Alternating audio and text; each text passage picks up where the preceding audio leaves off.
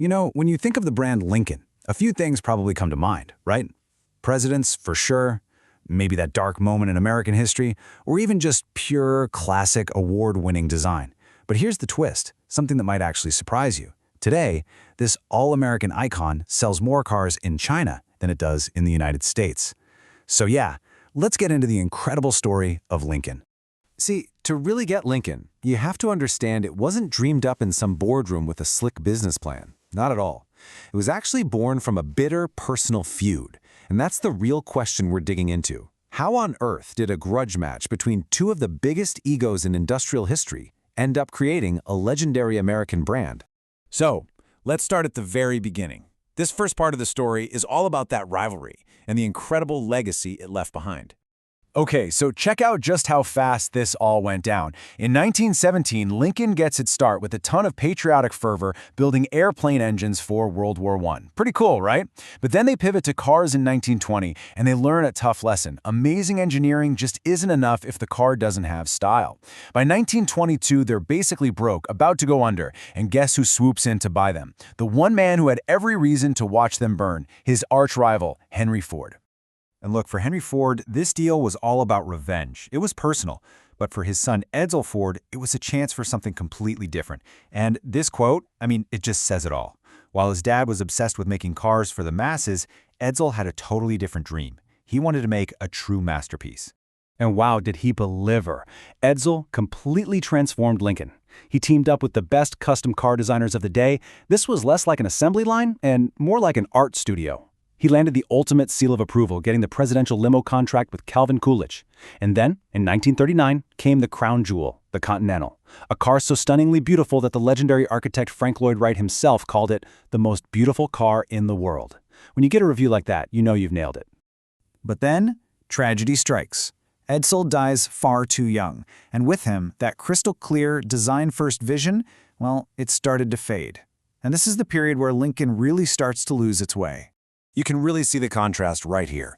The Edsel era was all about unique style, prestige, custom bodies. Then you fast forward to the 80s, 90s, and into the 2000s, total identity crisis. Lincolns were starting to feel like slightly fancier Fords. And the names, it was just this confusing MK alphabet soup. The unique soul of the brand was just getting watered down. And right in the middle of this era, a truly dark and pivotal moment in American history occurs: the assassination of President Kennedy in his Lincoln Continental. It's a national tragedy, of course, but it also becomes this bizarre inflection point in car history. It's the one event that forever ended the era of open-top cars for presidents. So just when it seemed like Lincoln was fading into the background, one single product comes along. And it doesn't just save the brand, it literally creates an entirely new, multi-billion-dollar industry. This is the story of the ultimate category creator. The year is 1998. The car market thinks it knows what's up, but it has no idea what's about to hit it. And Lincoln? Well, Lincoln is holding the match. This wasn't just launching a new car. It was a strategic checkmate. Lincoln saw a future nobody else did and launched the Navigator, inventing the luxury SUV segment right then and there. It was a massive, runaway hit. And you want to know how big an impact it had? Their arch-rival, Cadillac, was caught so completely flat-footed that they had to scramble and just slap a new grille on a GMC Yukon to have something to sell. Lincoln had totally outplayed them. The Navigator's incredible success gave Lincoln a whole new lease on life. And they used that momentum to make one of the most unexpected pivots in car history, turning their attention to a new star rising in the East. Just look at this chart. In 2021, for the first time in its entire history, Lincoln sold more cars in China than it did in its home market. This was not an accident. It was a huge, focused bet on what Chinese luxury buyers wanted, and it paid off big time, completely changing the map for the company. So how is Lincoln trying to win today? They've fully embraced this idea of quiet luxury. Instead of trying to build the fastest car like the Germans or the flashiest car like a Cadillac, they're going for a different vibe. They want the inside of their cars to feel like a sanctuary, calm, serene, and super comfortable. It's all about a relaxed experience and great service. It's almost like they're channeling Edsel Ford's original vision again. And that brings us right up to today and the massive test facing the brand for its next 100 years. The market is changing faster than ever, and believe me, the challenges are huge. Now this table, this really lays it all out. You see their niche, quiet luxury. That's their angle. But then look at the market share. They're still a tiny player compared to the giants. And here's the really big, flashing red light, their EV strategy. All their main rivals already have electric cars you can buy today. Lincoln's plans? They've been delayed.